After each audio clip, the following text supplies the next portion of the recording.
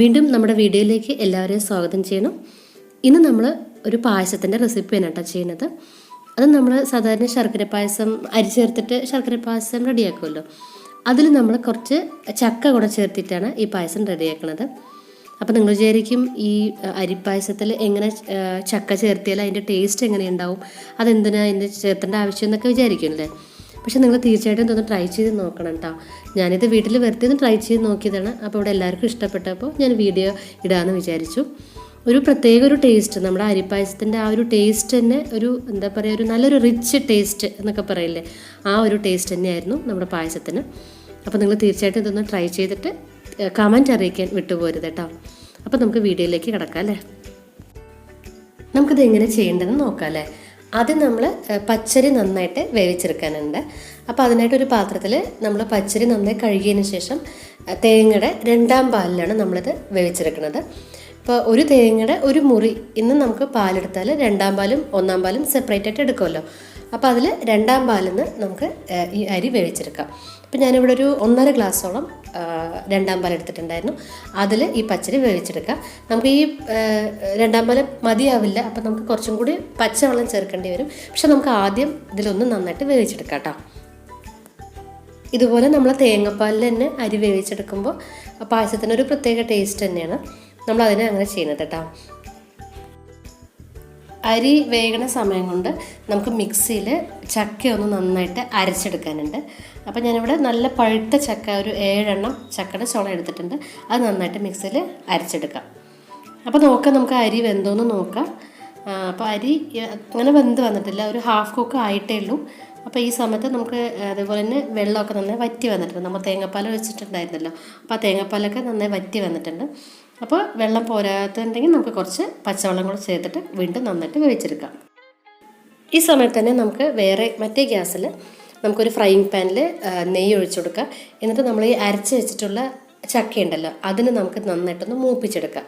നെയ്യിൽ നന്നായിട്ട് ചക്ക ഒന്ന് മൂപ്പിച്ചെടുക്കുമ്പോൾ ആ ചക്കയ്ക്ക് ഒരു നല്ലൊരു ഫ്ലേവറും നല്ലൊരു മണം വരും. അപ്പോൾ അതിന് നമ്മൾ നന്നായിട്ടൊന്ന് മൂപ്പിച്ചെടുക്കുക. ഒരു 5 മിനിറ്റൊക്കെ ലോ ഫ്ലെയിമിൽ ഒന്ന് നന്നായി മൂപ്പിച്ചെടുത്താൽ മതി കേട്ടോ.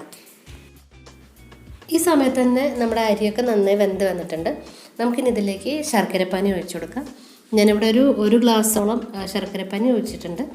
അപ്പോൾ നിങ്ങളുടെ മധുരത്തിനനുസരിച്ചിട്ടുള്ള ശർക്കര പാനിയാക്കിയിട്ട് എടുക്കുക, എന്നിട്ട് ഒഴിച്ചു കൊടുക്കുക. ഒരു ലോ ഫ്ലെയിമിൽ തന്നെ വീണ്ടും നമുക്കിത് നന്നായിട്ടൊന്ന് തിളപ്പിച്ചെടുക്കാം. നമുക്ക് ഈ അരിയിലൊക്കെ ഈ ശർക്കര പാനിയിട്ട് നന്നായിട്ട് പിടിച്ച് വരുന്നല്ലോ. അപ്പോൾ അതിനായിട്ട് നമുക്കൊരു 10 മിനിറ്റോളം നമുക്കിത് നന്നായിട്ട് ലോ ഫ്ലെയിമിൽ തിളപ്പിച്ചെടുക്കാം. അരിയിലേക്ക് ശർക്കര നന്നായിട്ട് പിടിച്ച് വന്നതിന് ശേഷം നമുക്കിതിലേക്ക് ചൗവരി ചേർത്ത് കൊടുക്കാം കേട്ടോ. ചൗവരി തികച്ചും ഓപ്ഷണലാണ്, നിങ്ങൾക്ക് വേണമെങ്കിൽ ചേർത്തിയാൽ മതി കേട്ടോ. ഞാനിവിടെ ഒരു 4 സ്പൂണോളം ചൗവരി വെള്ളത്തിൽ നേരത്തെ തന്നെ കുതിർത്ത് വെച്ചിട്ടുണ്ടായിരുന്നു, അത് ചേർത്ത് കൊടുത്തു. എന്നിട്ട് ചൗവരി നന്നായിട്ട് ഒന്ന് വെന്ത് നന്നായൊരു ബബിൾസ് പോലെയല്ലോ, ആ സമയത്ത് നമുക്ക് ചക്ക, നമ്മൾ നേരത്തെ നെയ്യിൽ വയറ്റി വെച്ചിട്ടുള്ള ചക്കയില്ലേ, ഇത് ഞാനിപ്പോൾ ചക്ക ചേർത്ത് കൊടുത്തിട്ടുണ്ട്. ആ വീഡിയോ എനിക്ക് റെക്കോർഡ് ചെയ്യാൻ പറ്റിയില്ല, പക്ഷെ നിങ്ങൾക്ക് ഇതേ കാണാൻ പറ്റും ചക്ക ചേർത്തിയത്. അത് ചേർത്ത് കൊടുക്കുക. അപ്പോൾ ചൗവരി നന്നായിട്ടൊന്ന് ബബിൾസ് പോലെ ആകുമ്പോൾ നമ്മൾ വയറ്റി വെച്ചിട്ടുള്ള ചക്കയോടെ ചേർത്ത് കൊടുക്കുക കേട്ടോ. എന്നിട്ട് നന്നായിട്ടൊന്ന് ഇളക്കിയെടുക്കുക. ചക്കയും ഒക്കെ നന്നായിട്ട് മിക്സായിട്ട് വരുമല്ലോ അരിയിൽ. എന്നിട്ട് ഈ സമയത്ത് നമുക്ക് തേങ്ങയുടെ 1ാം പാൽ ചേർത്ത് കൊടുക്കാം. നമ്മൾ 2ാം പാൽ ചേർത്തിട്ട് നേരത്തെ അരി വേവിച്ചെടുത്തല്ലോ, അതിനുശേഷം ലാസ്റ്റ് നമുക്ക് 1ാം പാൽ ചേർത്ത് കൊടുക്കാം. അപ്പോൾ ഞാനിവിടെ ഒരു ഗ്ലാസ്സും പിന്നെ കുറച്ചും കൂടി ചേർത്തിട്ടുണ്ടായിരുന്നു. അപ്പോൾ നിങ്ങളുടെ കൺസിസ്റ്റൻസിയിൽ നോക്കിയിട്ട് എത്ര വേണ്ടതെന്ന് വെച്ചാൽ അതുപോലെ ചേർത്ത് കൊടുത്താൽ മതി. ഞാനിവിടെ ഒരു 1-1.5 ഗ്ലാസ്സോളം ചേർത്തിട്ടുണ്ട് 1ാം പാൽ. അപ്പോൾ നിങ്ങൾക്ക് നല്ല ലൂസായിട്ട് വേണമെങ്കിൽ കുറച്ചും കൂടിയൊക്കെ ചേർത്തേണ്ടി വരും. അപ്പോൾ ഈ ഒരു കൺസിസ്റ്റൻസി ഇപ്പോൾ ഇത് കറക്റ്റാണ്. ഇതുപോലെ 1ാം പാലും കൂടെ ചേർത്തതിന് ശേഷം വീണ്ടും നന്നായിട്ട് സൈഡൊന്ന് തിളച്ച് വന്നാൽ മതി. ഒരുപാട് നന്നായി തിളച്ച് വരരുത്, സൈഡൊക്കെ ഒന്ന് തിളച്ച് വന്നതിന് ശേഷം നമുക്ക് ഗ്യാസ് ഓഫാക്കാം. ഈ സമയത്ത് നമുക്ക് ഏലക്ക പൊടി കൂടെ ചേർത്ത് കൊടുക്കാം.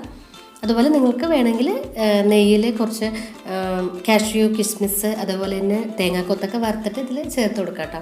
പക്ഷെ ഞാനിതിലൊന്നും ചേർത്തിട്ടില്ല, അല്ലാതെ തന്നെ വളരെ ടേസ്റ്റിയാണ്. ഞാൻ കുറച്ച് നെയ്യ് കൂടെ ചേർത്ത് കൊടുത്തു, അത്രയേ ഉള്ളൂ. അപ്പോൾ തീർച്ചയായിട്ടും ഈ വീഡിയോ എല്ലാവർക്കും ഇഷ്ടപ്പെടുമെന്ന് വിചാരിക്കുന്നു. അപ്പോൾ ഇതൊന്നുമില്ല, നമ്മൾ സാധാരണ ഇപ്പോൾ ശർക്കര പായസം അരി കൊണ്ട് ചെയ്യുന്ന ശർക്കര പായസത്തിൽ നമ്മൾ ഈ നെയ്യിലൊന്ന് ഈ ചക്കയൊന്ന് നന്നായിട്ടൊന്ന് അടിച്ചെടുത്തിട്ടുള്ള ചക്ക നന്നായിട്ടൊന്ന് വഴറ്റിയെടുത്തു. അതാണ് നമ്മളതിൽ ചേർത്തിട്ടുള്ളത്. ബാക്കി സാധാരണ നമ്മൾ പായസം വെക്കണ പോലെ തന്നെയാണ്. അപ്പോൾ എല്ലാവരും ഇതൊന്ന് ട്രൈ ചെയ്ത് നോക്കുക. എല്ലാവർക്കും തീർച്ചയായിട്ടും ഇഷ്ടപ്പെട്ട ഒരു ടേസ്റ്റ് തന്നെയാണ്. നമ്മുടെ ശർക്കര പായസത്തിന് ഒരു പുതിയൊരു ഫ്ലേവർ തരുന്നുണ്ട് ഈ ചക്ക കൂടെ ഇങ്ങനെ ചേർക്കുമ്പോൾ. അപ്പോൾ എല്ലാവരും ഒന്ന് ട്രൈ ചെയ്തിട്ട് കമൻസും കൂടെ അറിയിക്കാനും വിട്ടുപോകരുത്. അപ്പോൾ നമുക്ക് നല്ല വീഡിയോസായിട്ട് ഉടനെ കാണാം. Thanks for watching. ബൈ.